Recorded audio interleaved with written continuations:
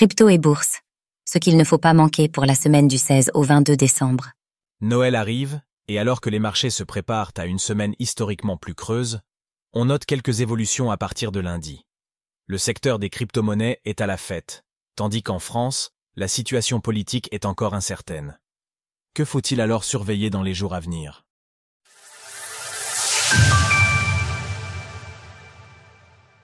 Lundi 16 décembre, remous politiques en Allemagne, scission de Vivendi.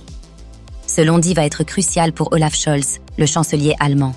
Après avoir vu sa coalition gouvernementale s'effondrer il y a un mois, il fait face au vote de confiance des députés ce lundi. S'il perd, le président allemand pourra dissoudre le Bundestag, l'équivalent de l'Assemblée nationale, et mettre en place des élections anticipées. Côté français, on note ce jour la scission effective du groupe Vivendi. La conséquence est la première cotation de Canal+, Louis Hachette Group et Havas, en tant qu'entités séparées sur Euronext et le London Stock Exchange. Les performances de ces valeurs seront donc particulièrement surveillées. Côté crypto, il y aura un unlock conséquent de la part d'Arbitrum, qui libère 89 millions de dollars d'ARB ce jour.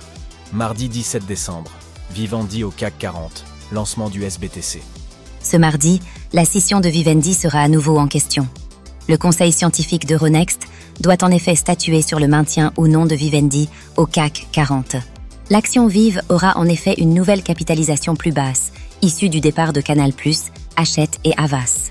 Dans le secteur des crypto-monnaies, ce mardi marque le lancement du SBTC de Stacks, Blockstack. La plateforme propose ainsi un nouvel actif adossé au BTC, qui sera utilisable sur les protocoles de finances décentralisés, DeFi. On note aussi deux unlocks d'ampleur ce mardi. L'Hypecoin, APE, la crypto-monnaie du Bored Ape Yacht Club, libérera ainsi 24 millions de dollars de tokens. Quant au protocole de jeux vidéo Echelon Prime, il libérera 10,7 millions de dollars de sa crypto-monnaie. Mercredi 18 décembre, inflation de la zone euro et du Royaume-Uni. Cette semaine très macro se poursuit mercredi. On connaîtra ainsi les chiffres définitifs de l'inflation pour le mois de novembre au Royaume-Uni, ainsi que dans la zone euro. Pour rappel, l'inflation de novembre a été évaluée à 2% pour le mois d'octobre dernier dans la zone euro. Jeudi 19 décembre, décision de plusieurs banques centrales. Ce jeudi, plusieurs banques centrales d'ampleur feront part de leurs décisions en ce qui concerne l'évolution de leur taux directeur. Cela sera le cas du Japon, du Royaume-Uni, de la Norvège ainsi que de la Suède. Pour rappel, la tendance a plutôt été à la baisse des taux ces derniers mois, face à une inflation qui a globalement ralenti. Vendredi 20 décembre, dette publique en France, inflation au Japon. En France, la problématique déjà omniprésente de la dette publique sera remise sur la table ce vendredi. On connaîtra en effet les chiffres de la dette pour le troisième trimestre. La dette publique pour la fin de l'année avait été estimée à 112,9% du PIB il y a quelques semaines par le gouvernement démissionnaire Barnier.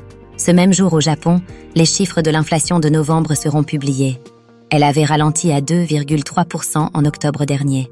À surveiller également cette semaine, l'arrivée imminente du RLUSD, le stablecoin de Ripple. La crypto-monnaie fait déjà des remous alors qu'elle n'est pas encore sortie et elle participe à la hausse du cours du Ripple. La progression du cours du Bitcoin, BTC, qui a atteint un nouveau record absolu à plus de 106 000 $ dans la nuit de dimanche à lundi. Le seuil symbolique des 100 000 € a également été franchi.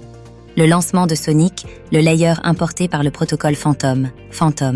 Le projet est épaulé par André Cronje, qui avait déjà créé Yearn Finance il y a quelques années. L'évolution de la situation politique tendue en France. Un nouveau Premier ministre a été nommé par le président Emmanuel Macron vendredi dernier. François Bayrou doit composer son gouvernement dans les jours à venir.